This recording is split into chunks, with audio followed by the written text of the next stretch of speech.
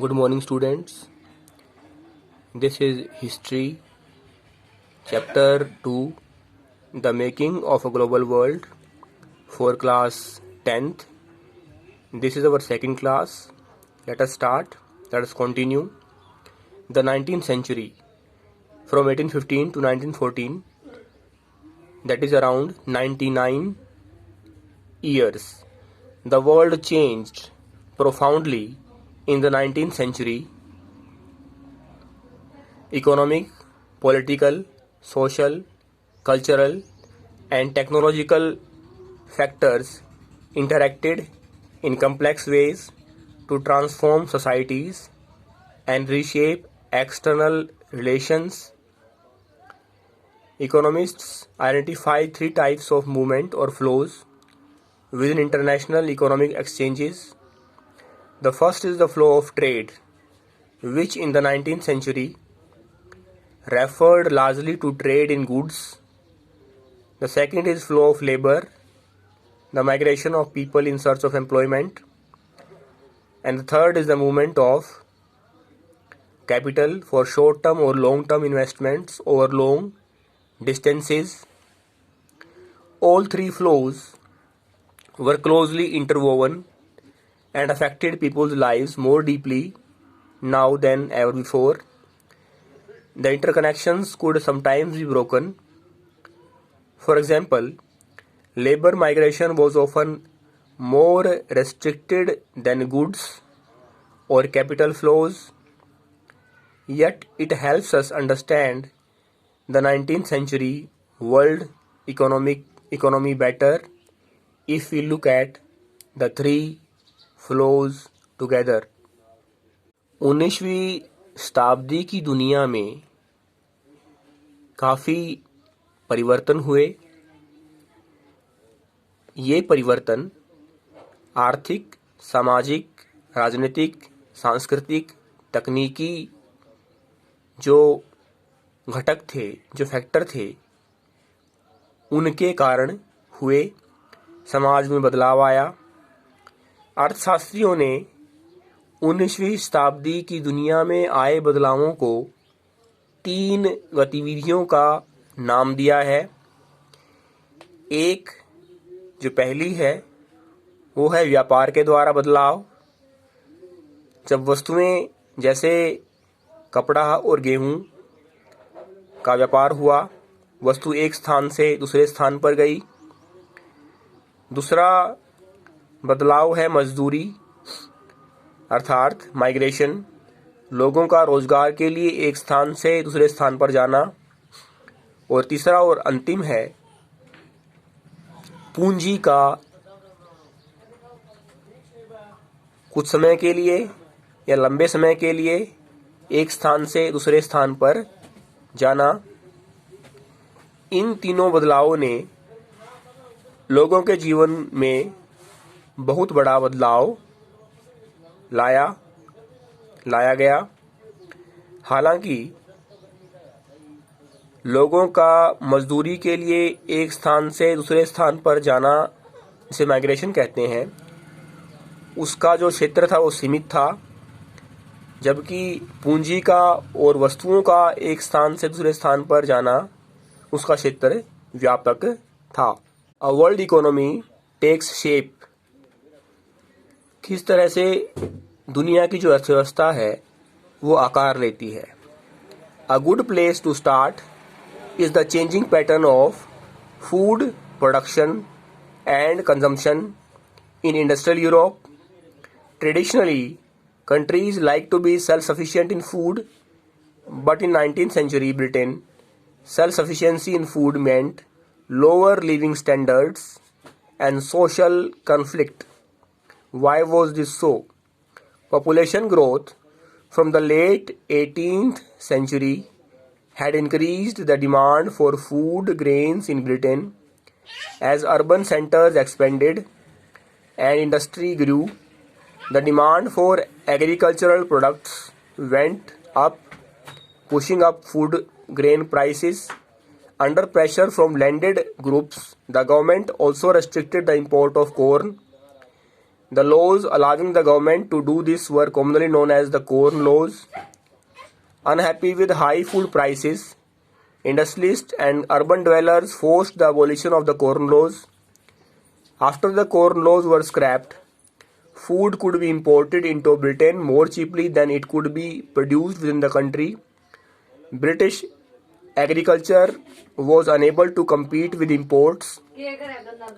Vast areas of land were now left uncultivated, and thousands of men and women were thrown out of work. They flocked to the cities or migrated overseas. As food prices fell, consumption in Britain rose. From the mid-19th century, faster industrial growth in Britain also led to higher incomes and therefore more food imports. Around the world, in Eastern Europe, Russia, America and Australia, lands were cleared and food production expanded to meet British demand. It is not enough merely to clear lands for agriculture. Railways were needed to link agricultural regions to the ports. New harbors had to be built and old ones expanded to ship the new cargoes. People had to settle on the lands to bring them under cultivation. This meant building homes and settlements. All these activities in turn required capital and labor. Capital flowed from financial centers such as London. The demand for labor in places where labor was in short supply, as in America and Australia, led to more migration. Nearly 50 million people emigrated from Europe to America and Australia in the 19th century. All over the world, over 150 million are estimated to have left their homes, crossed oceans and walked vast distances over land in search of better future. जैसा कि आपको बताया जा चुका है कि 19वीं शताब्दी की दुनिया में बदलाव आए। बदलावों के 3 मुख्य कारण रहे: व्यापार, पूंजी का आदान प्रदान और माइग्रेशन। अगर हम यहाँ वस्तुओं के आदान प्रदान से शुरू करें तो शुरू करेंगे ब्रिटेन से, यूरोप से,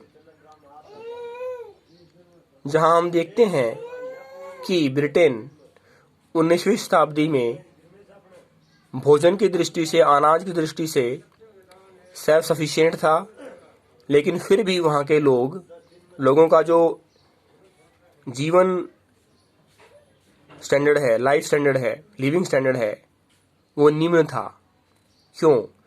और वहाँ पर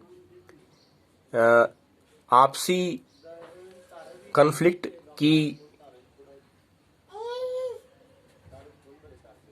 था। क्या कारण था? 18वीं शताब्दी के उत्तरार्ध में जनसंख्या बढ़ी, अनाज की मांग बढ़ी, शहरी क्षेत्र बढ़े, खेतों में अनाज का उत्पादन बढ़ा, लेकिन अनाज के उत्पादन की मांग बढ़ने के साथ साथ अनाज की कीमत भी बढ़ी और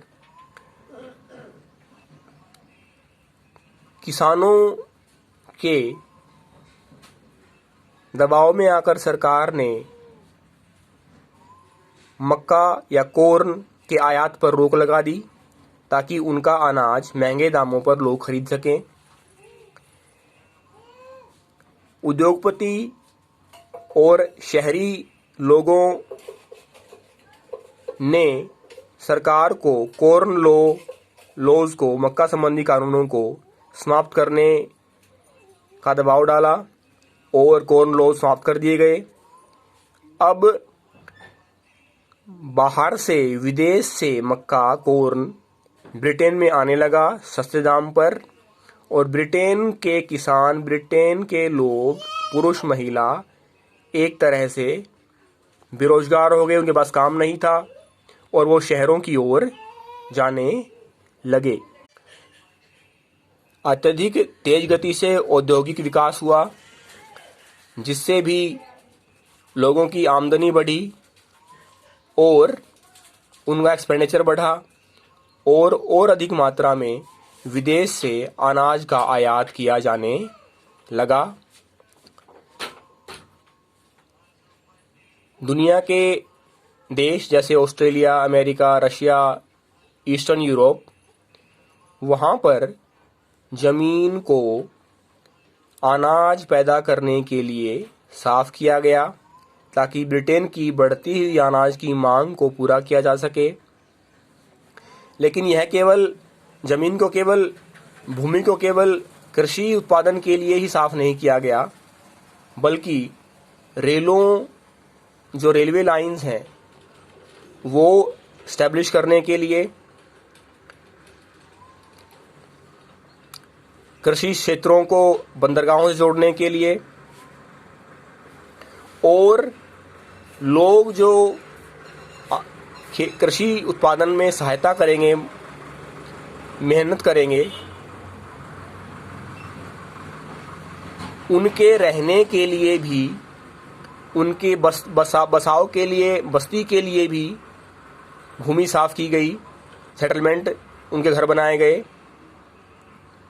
इस तरह से और ज़्यादा मज़दूरों का एक स्थान से दूसरे स्थान पर जाना, पूंजी का आदान प्रदान हुआ और लंदन, जो वर्तमान ब्रिटेन की राजधानी है,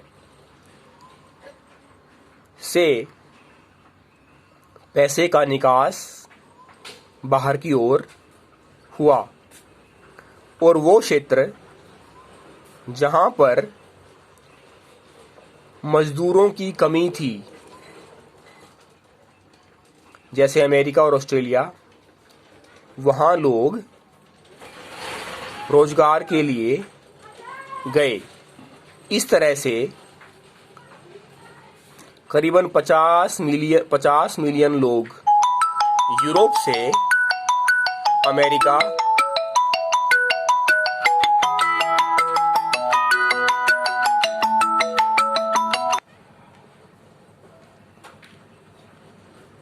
इस तरह से लगभग 50 मिलियन लोग यूरोप से अमेरिका